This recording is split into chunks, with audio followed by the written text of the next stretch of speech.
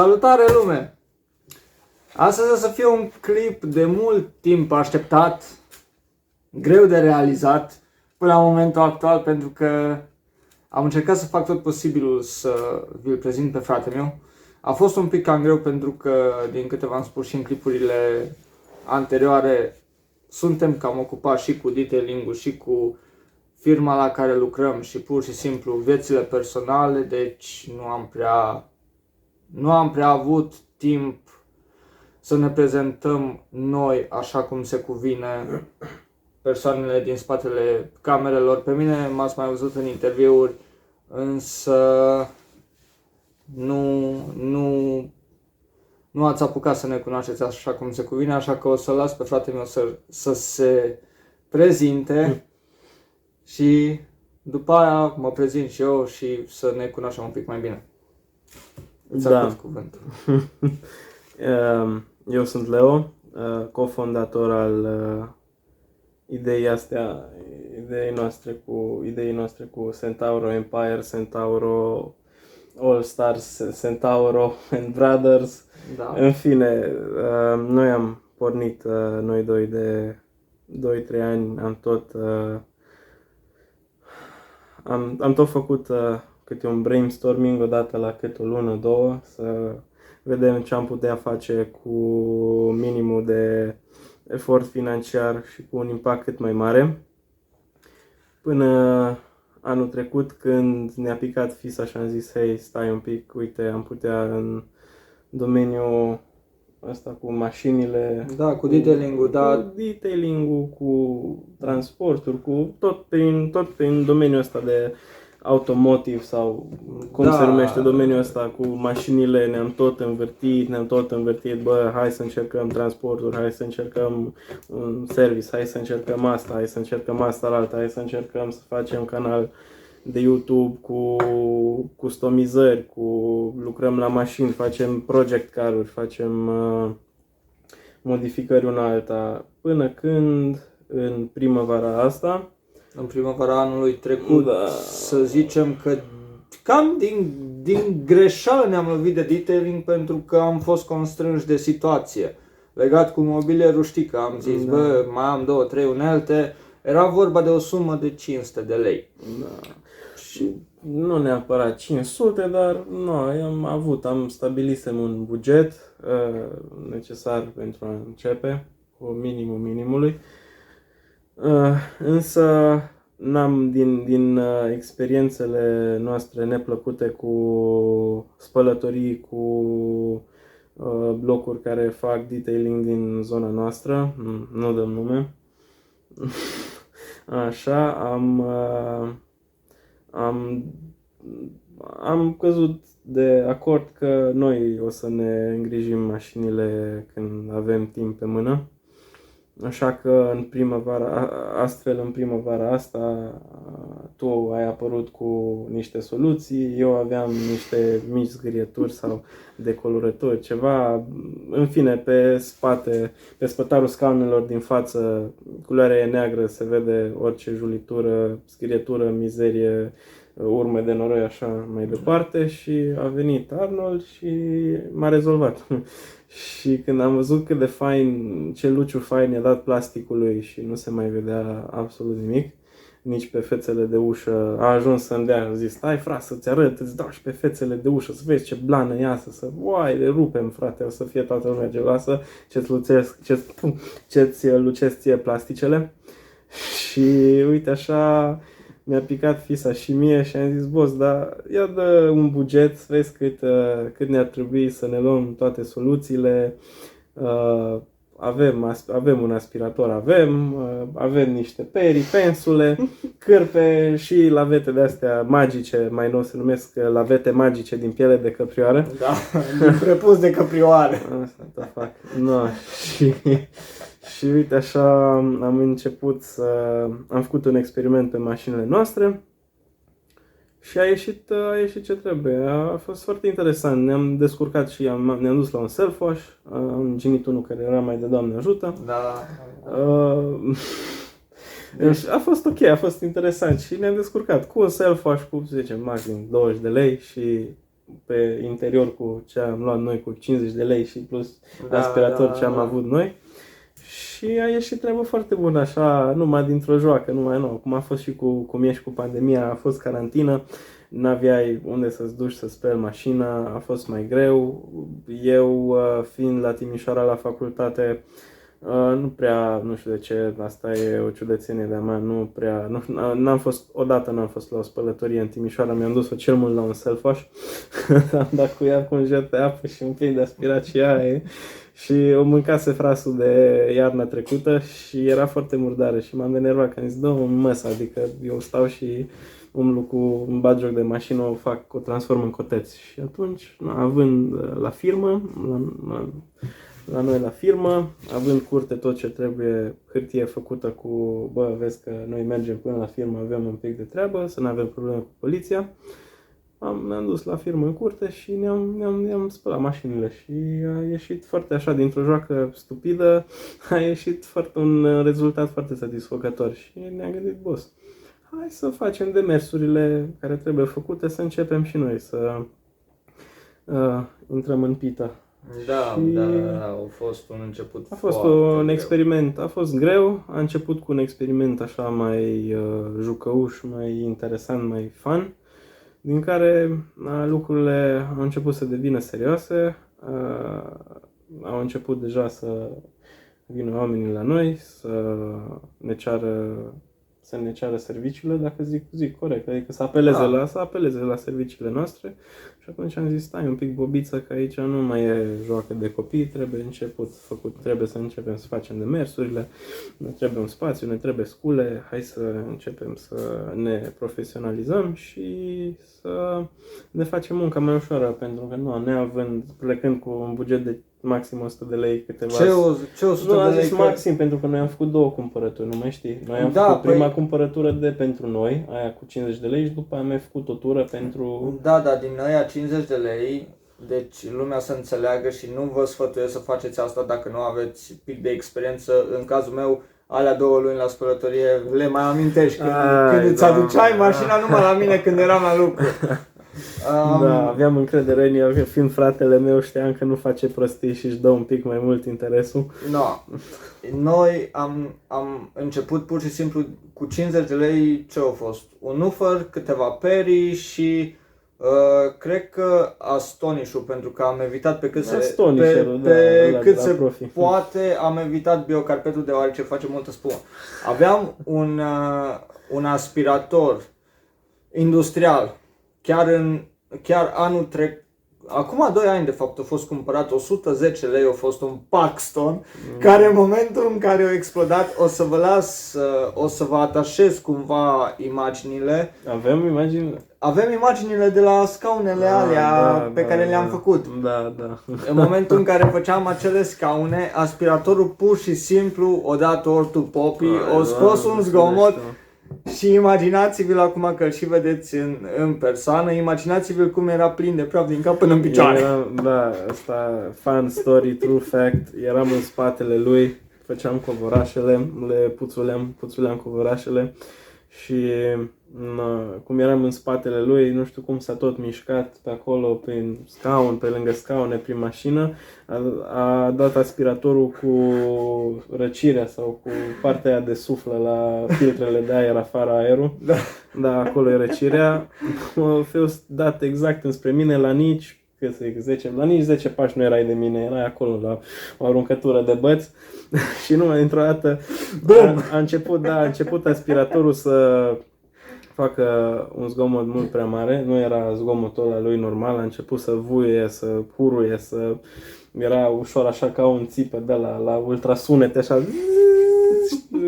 dădea acolo metal pe metal la motor, așa, și dintr-o dată o pușcat așa foarte ușor, el nu auzea, fiind mai zgomotos, a devenit aspiratorul mult mai zgomotos, i-a crescut sarcina, cred, la motor și nu mai făcea față, el nu mă mai auzea, eu strigam, gândiți-vă, la nici 10 pași de mine, eu urlam la el, bă, oprește la aparatul, bă, stai că suflă, a început să sufle praf, zicea suflă, el n-avea niciun stres, era băgat acolo pe sub scaun, aspira, era foarte concentrat omul M-am dus la el, am tras una peste cap, face, ce faci, bobiță? Când se uită în spate nu se vedea nimic de fumul ăla. Deci aspiratorul nu mai filtra nimic. Tot ce aspira el și ce era în aspirator sufla afară acolo în spate.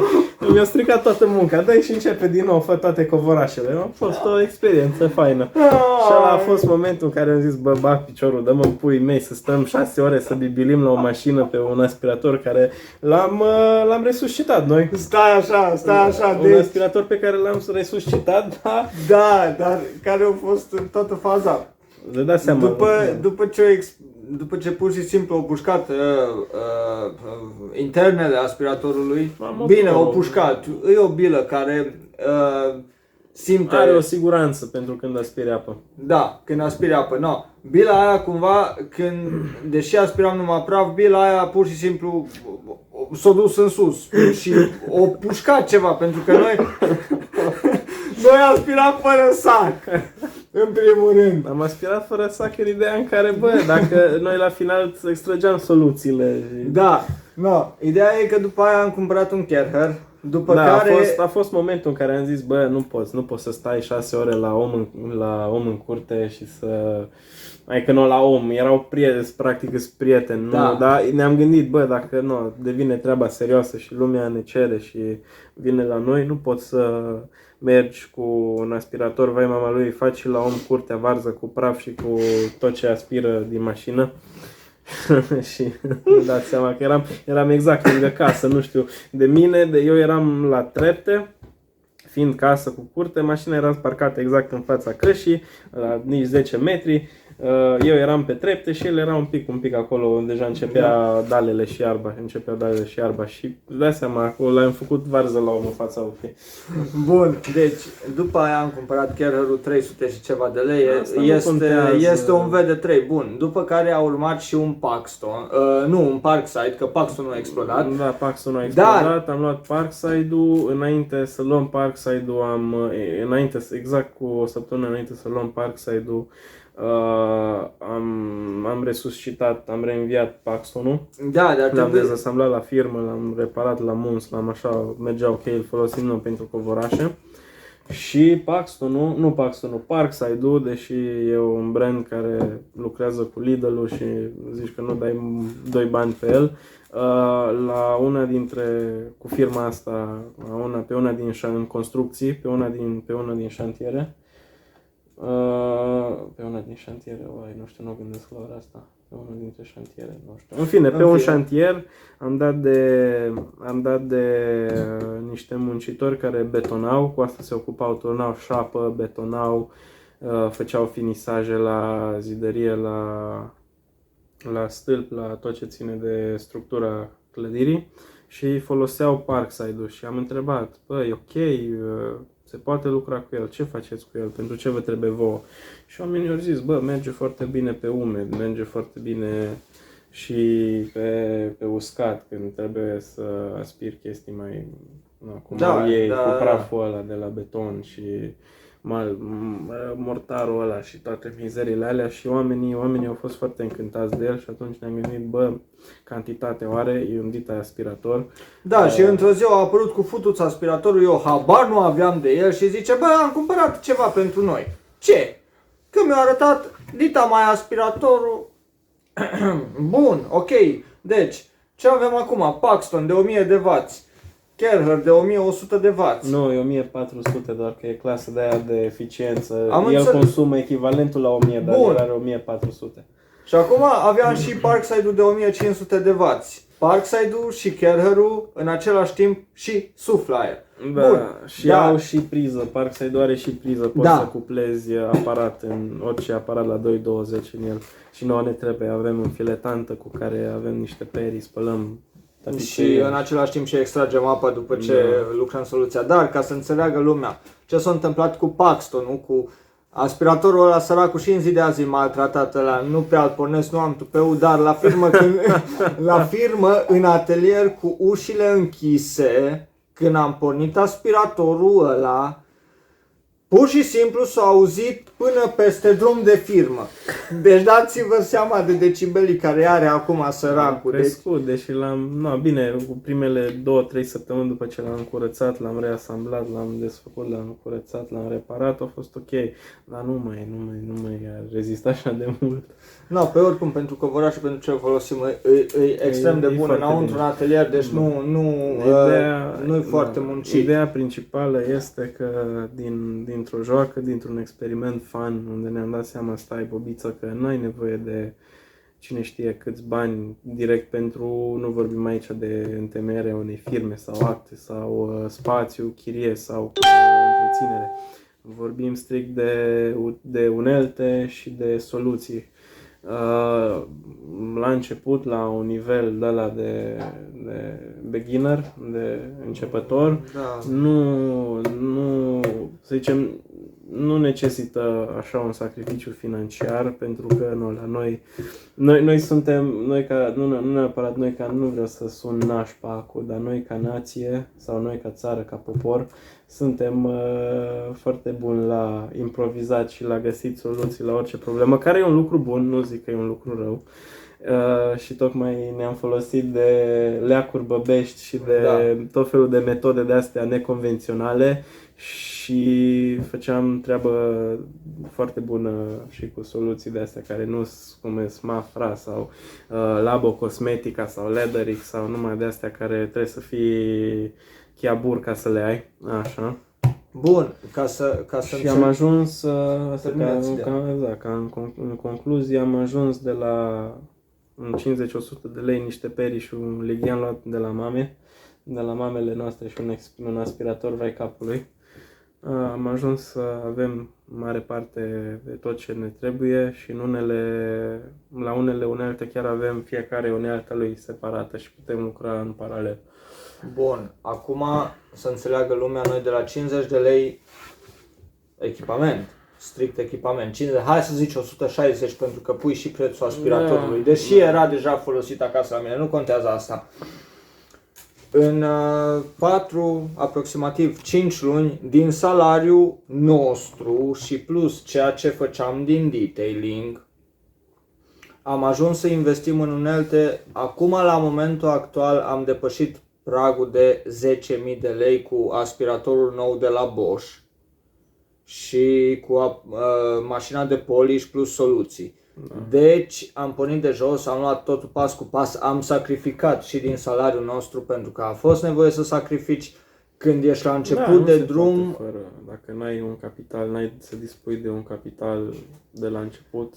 Dar probabil vă întrebați, ok, se merită să faci treaba asta? Păi dacă te gândești la un succes pe termen foarte scurt, adică de azi pe mâine, gata, am succes și mâine îmi apar 3 Rolls-Royce-uri și 4 Porsche-uri la făcut, probabil nu se merită, dar pentru ăla care o ia pas cu pas cum am luat-o noi, azi îți mai aduce aminte de BMW-ul ăla în care am lucrat, mai bine de 24, între 24 și 48 de ore. Acum, nu, am lucrat acolo, poți să zici lejer că am lucrat 2 zile cap-coadă plus câteva ore, așa, după ce am făcut o pauză acolo, poți să zici că a fost. Am început de vineri și am terminat duminică, e simplu. Da, și gândiți-vă că pur și simplu am dormit în birou. Da, am dormit la mine la birou, la firmă. Deci ne-am culcat pe jos, pur Am și băgat simplu mașina în unul din ateliere, unde a fost loc, ca să nu deranjăm vecinii din jur, e zonă de case, și să nu deranjeze aspiratoarele, muzică și de astea. Am băgat mașina, aia a durat până am făcut aranjamentele și am făcut acolo, am făcut baie la oameni în vestiar, acolo am mâncat, acolo am dormit, am adus eu sacii mei de dormit, ia bobiță, dorm pe jos, pentru că eram presați de timp, e un client mai special, cu el am tot avut, nu stă bine cu timpul și atunci a trebuit mereu să îl prioritizăm pe weekenduri și să băgăm muncă de aia, să zicem, de muncă de aia de chinez bătrân, în care trebuie să te și miști repede și trebuie să fie foarte în detaliu, că dacă nu sunt probleme. Na, și atunci a trebuit să ne dăm, nu 100%, ci 200% interesul, energie și atenție. Bun, acum să mă cunoaște și pe mine în câteva... Dar tu nu te-ai prezentat până acum, că tu tot faci, tu tot Da, caci aici videoclipuri pe YouTube și pe Facebook și tu tot te prezinți de când am vorbit că facem chestii de genul ăsta. Da, am tot făcut, însă nu am apucat să mă prezint lumii așa cum, în adevăratul sens al cuvântului. Eu sunt Dara Diceanu Gabriel și pot să zic că împreună fondăm Centauro Empire, adică nu înseamnă că e cofondator Pe sau... ăla-i, pe aia, Deci, că doi pur și, fondatori, pur și adică simplu, suntem pur și simplu cofondatori. suntem fondatori. Ăla-i membru, co-founder, you're co-founder. Pentru mine, Centauro Empire și în special numele acesta are pur și simplu este o chestie la nivel sentimental și de aia am ales acest nume. Este foarte fancy, este foarte... Fancy.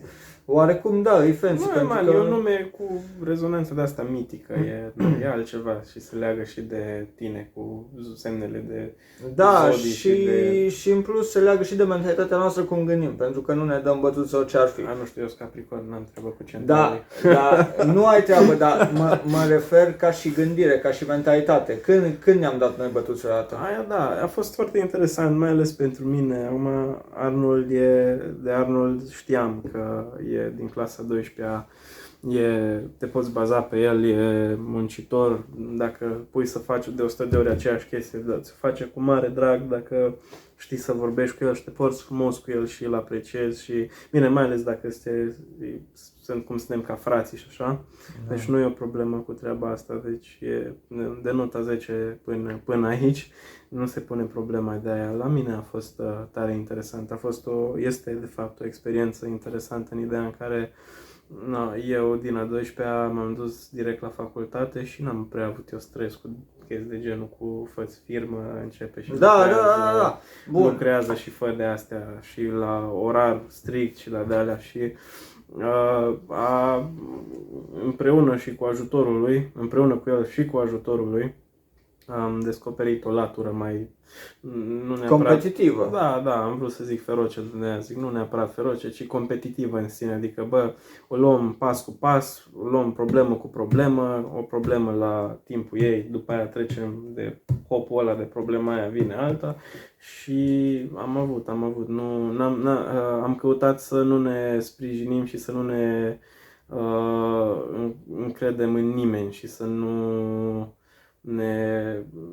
să nu apelăm la la un ajutor extern. Da, Bun, la cineva din afară și atunci noi de noi a trebuit de la zero să ne facem contabilitatea, să fim chibzuiți cu banii, să știm cum să îi împărțim, cum facem cu investițiile în unelte și în soluții. Și noi am avut o grămadă de probleme și de încercări. Da, și chestii de astea de diversitate și am avut, mai ales cu spațiu și cu locul unde să lucrăm, 11.000 de probleme și găsește soluție, găsește un loc unde nu deranjezi pe nimeni, găsește un loc unde să ai o rigolă, se numește, nu? Să ai o rigolă când speli mașina. Canalul ăla pe mijloc. Un orificiu cu un filtru. Un orificiu, du-te de aici, că aia de pe mijloc e rigolă. Canalizare, nu, așa se zice. Da, nu, dar la betonul ăla în sine, platforma aia pe care pui mașina, e o canalizare. Da. Deci, o grămadă de chestii de astea. Noi am folosit la început doar soluții bio. Am folosit soluții bio care n-au niciun stres dacă le absorbe pământul. Deci asta nu am făcut mizerii de alea să folosim soluții să moară florile pe o rază de 500 de metri în jurul nostru. Da. No, și aia a fost un avantaj. În schimb, am început să evoluăm și ca tehnică, și ca timp, și ca unelte, și ca soluții. Și atunci am dat și de soluții care sunt mult mai puternice. Am și făcut la un moment dat și eu și el. Eu un pic mai grav, el așa mai ușor. Un fel de rinită alergică sau cu sinusurile. În tot cazul am umblat cu muci în nas, nu puteam să stau 2 secunde fără să nu mi suflu. N-am avut probleme cu miros, cu gust. Chiar că se mirau băieții de la lucru. Noi în timpul zilei lucram la mine la firmă. Adică la mine am deschis o firmă pe numele meu și în familie, cum ar veni, nu contează astea detalii. În fine, se mirau băieții că aveam nasul tot înfundat cu muci în mine de nu mi-ajungea un pachet de șervețele pe zi. Și se minunau oamenii, dar cum simți, frate, că miroase a fum, că miroase a nu știu ce, că miroase nu Da, știu erau cum, pur și că... simplu din cauza Și am zis, soluțiilor. stai un pic, eu n-am nicio treabă, nu tușesc, nu strănut, nu mă doare gâtul, n-am febră. Am făcut de la soluții, am avut sodă caustică, avem de fapt sodă caustică, avem soluții de jenți, avem soluții de curățat motorul, avem soluții de astea industrial pentru curățat aer de ăsta, condiționatul industrial și pentru curățarea aerului condiționat la mașini. Astea sunt foarte nocive și scrie pe sticle. Noi nu prea ne-am stresat în ideea în care am zis, bă, ce mică port non-stop masca aia de protecție pentru anti-covid și ce mică umblu cu soluțiile alea cât am masca pe bot. Și uite că a fost o greșeală din partea noastră, că măștile alea la soluțiile astea n-au făcut mare brânză și da, ne-au iritat. Sinusurile a fost nasol. Și atunci am avut, totuși ce facem, cum facem. Și toate problemele de genul ăsta, închizând paranteza, am avut o grămadă de probleme care de câteva ori am și zis, îmi bat picioarele, devenea insuportabil și foarte, foarte obositor. Dar ne-a ajutat mult faptul că... Ne-a întărit foarte mult treaba asta. Ne-a întărit și pe noi ca prietenie, relație de frăție și faptul că ne-am cărat non-stop unul pe altul, când nu puteam eu, mă cărea el, la modul figurat. Da. No, ca să mă cunoașteți un pic mai bine și să înțelegeți de ce de atâtea ori vă spun în videoclipuri și în interviuri, prima oară axați-vă pe plan profesional. Noi doi am descoperit talentul ăsta la o vârstă, nu știu, să zicem că deja pentru a începe o afacere la nivelul nostru, la cum gândește lumea la momentul actual, deja între ghilimele am fi bătrâni, adică la 23 de ani să-ți dai seama de treaba asta. Depinde acum. Dar care a fost motivul meu pentru care să mă gândesc? Mai scuză-mă că te întrerup, dar nu, dacă tot facem canal de YouTube și îl postăm pe YouTube și să facem în țările străine, cum e în state, Anglia, Franța, Canada, chiar și Germania, și mai ales Elveția, pentru ei e un lucru normal, adică nu e un lucru wow, e ceva mai obișnuit ca între 20 și 30 de ani să începi o afacere sau să învăți afaceri sau da, să faci am înțeles. Pentru ei e normal, nu, la noi sistemul e mai aparte, mai special din păcate și e mai greu, mai ales și pentru oameni care dețin de o oarecare capital și de bani de investit și de potență și putere și totuși experiență și totuși nu reușesc să clădească ceva în timp sau nu rezistă mai mult de 5-10 ani, ceea ce e trist și atunci din punctul ăsta de vedere va fi greu și va fi greu în continuare că climatul ăsta la noi în țară e cum e, în afaceri și în bișniță, dar în schimb, pentru vârsta noastră să avem anumite concepte și să învățăm unul de la altul chestii și să ne interesăm și să ai mentori buni, nu tot panorame din media-ul românesc, care zic oameni care, încearcă să faci așa, încearcă să gândești așa, fă așa, nu te mai ocupa de prostii, lasă toate căcaturile care doar îți ocupă timpul și nu faci nimic de asta constructiv cu viața ta și asta ne-a ajutat foarte mult pe noi. Și practic ne avem noi pe noi și tragem unul de altul, pentru că asta am zis și la început, că cu ajutorul tău mi-ai scos cei mai buni din mine pe partea asta. Nu ne lăsăm mai, că mergem până la capăt. E prima mea chestie de care m-am apucat eu fără să fiu influențat de nimeni și să o ducem până la capăt. Asta e adevărat. Ca să înțeleagă lumea de ce am început să am conceptul de a înființa o afacere, a fost din cauza faptului că eu de la 18 ani legal, vezi, cu carte de muncă, între ghilimele de la negru lucrez de pe la 12 ani, în fine. De la 18 ani am trecut prin diferite locuri de muncă, depozit, cinema, inclusiv șofer pe dubă și asta mi-a cauzat m-a lăsat cu niște amintiri foarte, foarte urâte. Am avut 3 accidente cât am fost plecat pe comunitate, chiar dacă a fost o ieșire de 5 săptămâni. În fine, nu o să intru în detalii pentru că nu o să-mi povestesc viața, să vă expun cu totul. Ideea e că am trecut prin mai multe locuri de muncă, am încercat mai multe domenii și mi-am dat seama la final de tot, mi-am dat seama eu pe ce sunt bun, creativitate. Pe ce sunt bun? Să fac un lucru liniștit. Așa este și fratele meu Leo. Ideea e că nouă nu ne place când suntem, de exemplu, presați de timp. Probabil am un videoclip sau nu, habar nu am dacă e pe YouTube sau pe Facebook, în care vă spun dacă vreți să presați un detailer să vă termine mașina în 2 ore, mai bine go screw yourself. Pentru că noi nu facem detailing să vi-l terminăm în 2 ore, la noi fie vii cu mașina să ne alarge pe o zi pe alta, să avem timp necesar să facem totul ca la carte. Zicem un minim 6 ore dacă mașina nu e chiar varză sau... Da, minim. Nu vrea omul detailing complet sau să-i faci. În 2 persoane ne mișcăm mai bine. Ceea ce facem noi, dacă stați să vă uitați la alți detaileri de prin Statele Unite, de exemplu, lui ia de 2 ori mai mult timp să facă ceea ce facem noi 2. Pentru că m-am interesat și am văzut în care chiar spune, bă, uite, detailing-ul ăsta a durat 48 de ore. No, la noi ce facem când ne apucăm de detailing, el pe o parte, eu pe o parte, doi să meargă, ne întâlnim numai la portbagaj. Da, și după aia facem CTC-ul împreună și ne corectăm unul pe altul, care are un bonus.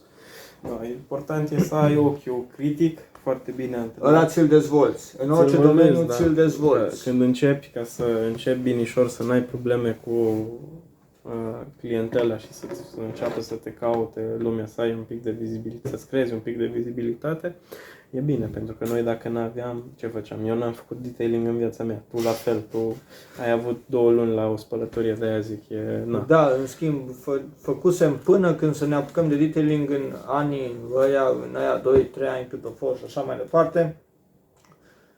Eu mi-am făcut mașina și pentru nunta lui vărul meu, știi bine că am petrecut o grămadă de timp să-mi curăț mașina și pe atunci mi se părea o chestie de un must do it, pentru că vreau ca mașina să arate bine. După aia mă lovisem de meseria asta mult mai repede, însă nu mi-am dat seama de ea. Până când am început Deci noi pur și simplu din 2017 până în 2019 am făcut studii de piață, am discutat, nu știu, cred că avem o listă de minim 30 de afaceri, de idei de afaceri discutate și documentate. Avem acolo la portofoliu. Și până la urmă nu a fost niciuna din afacerile alea, a fost o afacere de care pur și simplu, între ghilimele vorbesc, ne-am împiedicat. Că așa au fost. Ba de prevederi legale, ba de nevoie de necesitatea asta de un fond mai mare, să zicem, nu fond neapărat, sau de o sumă de bani undeva de la 50.000 de euro în sus.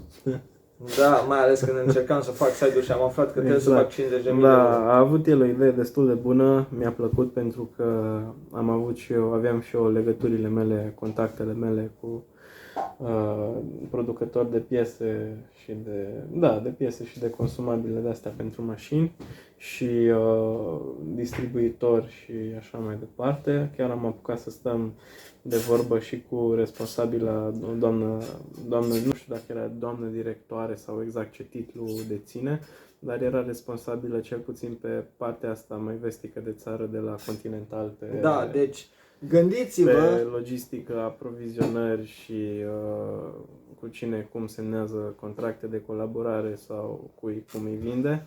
Și am apucat să stăm până și cu dumneei la o vorbă. Ideile noastre i-au plăcut foarte mult. Acum stau să mă gândesc dacă n-am făcut o mică greșeală, că am intrat, deși foarte puțin, dar am intrat un pic în discuții cu ideile noastre, cum vrem să extindem site-ul. Da, dar ăsta nu este un minus, pentru că site-ul, ce trebuie să înțeleagă lumea, site-ul teoretic și practic o să fie lansat în 2-3 ani după ce pur și simplu ne ridicăm Că în ne detailing. ridicăm și deja ne deținem de o sumă de bani, când o să avem Da. și noi un pic de capital, merită, dar Vreau să atrag aici atenția cât de mult înseamnă să bați fierul cât îi calci și să fii în stare să te duci până la capătul lumii pentru a face ce vrea.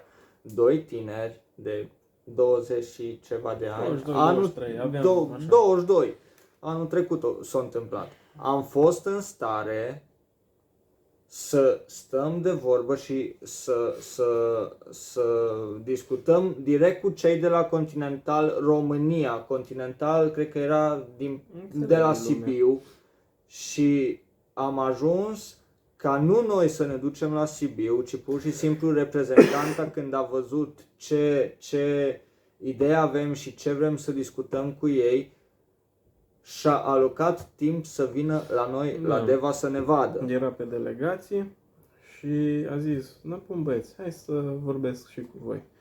Pentru că a fost promițător. I-am zis la Arnold, noi nu avem cu ce garanta, noi nu reprezentăm un interes pentru ei, noi nu avem cam mare lucru nimic.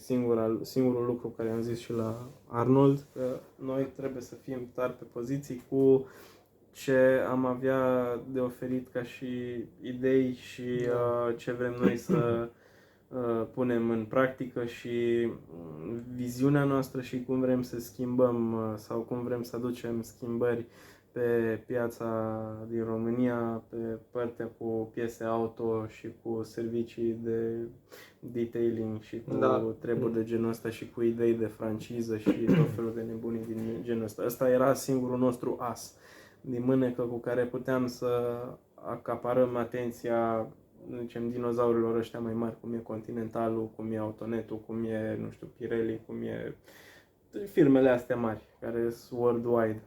Și i-am zis la Arnold, pe atunci încă nu eram chiar așa de implicat, el se ocupa în mare parte de site și așa, eu eram mai mult pe parte de sfaturi și de încearcă așa, vezi ce se întâmplă.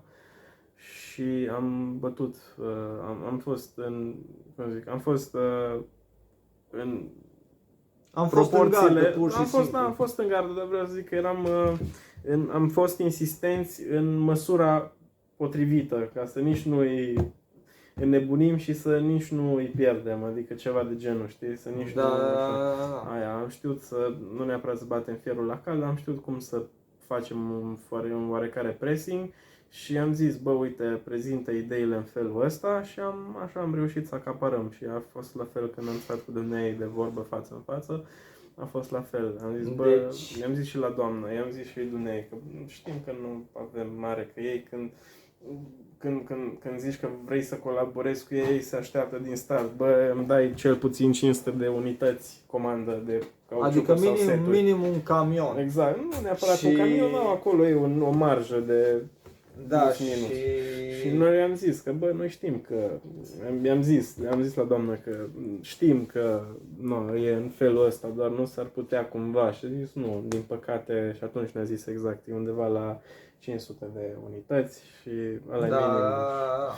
Și atunci a început să ne ajute dumneavoastră pe noi cu idei că uite, încercați, păstrăm legătura ca până când vă stabiliți un pic și prindeți un pic de notorietate și de bani, să lucrați cu noi prin nu știu cine sau chestii de genul ăsta. Și eu zis că trebuie să meargă să facă un cont, să înceapă la ei la firmă să ne ia pe noi în evidență și lucrând cu firma care e un distribuitor, prin ei bucățile care ni se alocau nouă le trecea ea în evidență. Da, pentru că noi pur și simplu am vrut să facem treaba asta fără a ne face un stoc de piese sau de unități, ci pur și simplu dropshipping-ul. Da, așa, aia a fost cel mai ok în ideea în care nu prea dispunem de un spațiu atât de mare, să zici, de la fiecare piesă de mașină și consumabile, să zici, dă-mă în puii mei, îmi permit să-mi iau 500 de bucăți și am unde să le pun din fiecare. Acolo a fost cea mai mare problemă cu partea de logistică și e foarte important, în fine asta a fost, dar cel mai important a fost sinceritatea, să știi ce vrei de la viață, pentru că în momentul când știi ce vrei și ai un obiectiv setat nu există că e ceva imposibil de făcut, în părerea mea. Mai am niște ingrediente secrete în care acum nu merită să intrăm pe parcurs când o să începem și dăm drumul și la canalul de YouTube mai Dihai și o să avem și un live stream podcast și toate cele. Da. O să începem să intrăm mai în detaliu în subiectele acestea. În schimb, e foarte important să fii ferm, să încerci să domini discuția, negocierea sau Cu calm. atmosfera, exact, cu calm, să fii sincer, chiar brutal de sincer, deși mulți încearcă să aibă mereu câte o carte de asta în mânecă cu care să aibă ei Nu o să funcționeze niciodată. din păcate merge, dar noi n-am mers pe ideea că hai să facem cumva să ne creăm nou un avantaj prin a șantaja sau prin a încerca să aflăm fel și fel de informații sau să ascundem informații sau detalii ca să ne dea nouă un avantaj, o superioritate în momente cheie și tot felul de ascunzișuri și de mizerii de genul. Și atunci femeia a apreciat foarte mult. Da, n-am pierdut-o. Problema a fost că am lăsat-o noi momentan, de atunci, pe moment, până în prezent, am lăsat-o baltă ideea asta, doar femeia ne luase în, cum să zic, ne luase în evidență. Da. Da. Ideea e că noi o să ne străduim pe cât posibil anul acesta să începem să vă arătăm ce înseamnă o motivație cu adevărat. Odată ce reușești, nu știu, pornești de la o sumă și ajungi să faci investiții la o sumă haotică de la final de an când tragi linie, nici nu-ți vine să crezi că în timp, pas cu pas, ai investit atâta în afacerea ta și pur și simplu clienții sunt mulțumiți. Există multe chestii care pur și simplu românii le știu, însă parcă nu ar vrea să le accepte. Noi preferăm, cum a spus și Leo mai înainte, să fim brutal de sinceri, să vă spunem lucrurilor așa cum sunt, pentru că țara asta chiar are nevoie de o schimbare și chiar dacă o credeți sau nu, sau ne luați în derâdere, noi vrem să facem o schimbare în țara asta. Da, probabil nu facem schimbare la nivel politic, pentru că nu este treaba noastră să intrăm în discuții politice, absolut deloc. Ideea noastră este să vă facem pe voi să conștientizați că da, se poate, că da, aveți un viitor și să nu vă lăsați pradă fricii. Uitați, de exemplu, chiar îi spusesem... Frici, rețineri sau pur și simplu că negi o chestie sau te deranjează în subconștient atât de tare încât efectiv refuzi să crezi că e adevărat sau că ți se întâmplă treaba aia sau că tu din cauza aia nu faci o chestie sau și toate bullshit-urile astea, că acum s-a împânzit de câțiva ani internetul și de idoli de ăștia falși și de speaker motivațional și sunt foarte puține aia care chiar povestesc din propria lor experiență și când povestesc cu toată ființa lor, pentru că ei au trăit treaba aia, au trecut prin multe probleme și situații nasoale și să transmiți cu adevărat mesajul că, uite, asta înseamnă o motivație sau asta are însemnat, pentru că fiecare om e diferit. E special în felul lui fiecare, nu la oricine funcționează felul nostru de a ne motiva și e un subiect foarte greu pe care putem, cred că, vorbi ore întregi. Da, pe de asta o să facem podcast-uri și live-uri, pentru că atunci persoanele pot să ni se alăture și să înțeleagă lucrurile așa cum sunt. Noi pe tema asta am dorit să facem o schimbare câtuși de mică și să ajungem acolo să poți să setezi un trend, adică, frate, adică, e un pic așa mai idealistă treaba și mai așa de zici că suntem visători și e bine să fii și așa. Toată lumea spune că suntem numai niște visători. Și nu ar fi un lucru rău, pentru că atunci nu apuci să pici așa de tare încât să nu te mai ridici după ce ai picat. Asta ajută foarte mult. Însă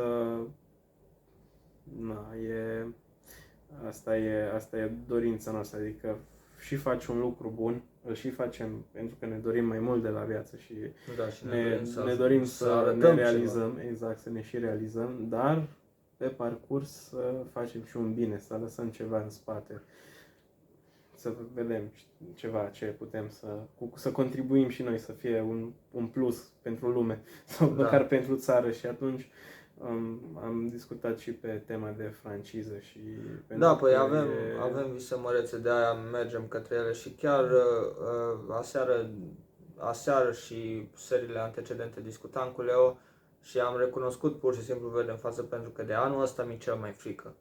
Nu mi-a fost frică până acum să încep un an, dar de data asta simt pur și simplu cum trece toată frica prin mine, pentru că ne gândim la proiecte mari, ne gândim la mult timp investit, ne gândim la faptul că o să ajungem să nu mai avem viață personală la un moment dat anul acesta, pentru că o să fim pur și simplu, o să fim trași în 10.000 de părți și trebuie să facem să fie bine, să ne împărțim peste tot. Sincer, e ok să ai frici. Nu e ok să fugi de frici. Când ți-e frică de un lucru, du-te înspre el și fă-l. Pentru că treaba ecuației e simplă. Astea îs, altele nu se, ca și cum cu adevărul și cu minciuna. Adică, bă, ai făcut o tâmpenie sau s-a întâmplat un lucru nașpa sau știi că va urma să ți se întâmple un lucru nașpa pentru că ai făcut tu ceva în trecut sau că cineva a făcut o chestie nasoală și ai și tu de tras sau ceva în liniile astea în mare, în general, aia se va întâmpla sau aia s-a întâmplat. Nu există altceva. Când s-a întâmplat deja e imposibil de schimbat. Aia e, nu e alta. Deci aia e, și dacă știi că urmează ceva nasol, destul de greu să repari, pentru că poți să repari, jumate din vină e absolvită dacă recunoști și începi să îndrepți lucrurile sau să încerci să repari lucrurile dacă lucrezi la o firmă sau ai o firmă pe mână și să zicem că vine o perioadă mai grea, dar tot nu o să fie chiar, cum se zice, walk in the park, nu o să fie chiar așa floare la ureche și pentru asta e nevoie de o oarecare tărie, adică trebuie să te păstrezi pe poziții și te gândești că, bă, mai rău decât să mori, nu cred că există, adică atâta timp cât trăiești și mergi de pe o zi pe alta, aia înseamnă că tu mai ai un scop sau aia înseamnă că mai ai zile să începi să tragi către ceea ce vrei tu sau către ceea ce se visează și să îndrepți lucrurile dacă e cazul. Da. Așa că asta e. În linii mari, asta e. Eu sunt Leo, el e Arnold, noi suntem frații pastilă și ne-am înhămat la o chestie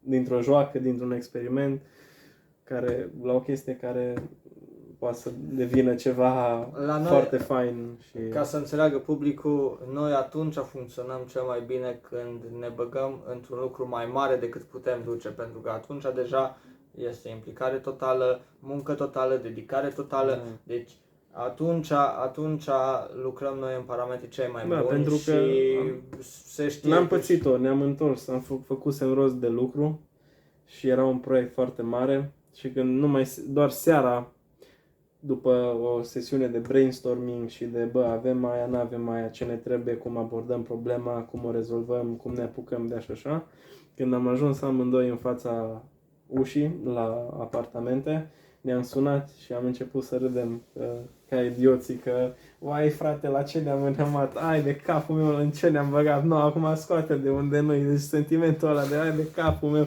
când se liniștește totul și nu mai realizezi ce am făcut. Și atunci e o luptă de viață și pe moarte, că n-ai ce, ori abandonezi și te faci de căcat și lumea nu o să se mai raporteze ca la un om serios cu tine. Și atunci trebuie să faci să fie bine cumva. Trebuie să o faci cumva, să faci din căcat bici și să și pocnească. Adică asta e, în altă soluție nu există. Și așa e. Cum a zis și Andrei Domneanu în interviu cu Bogdan,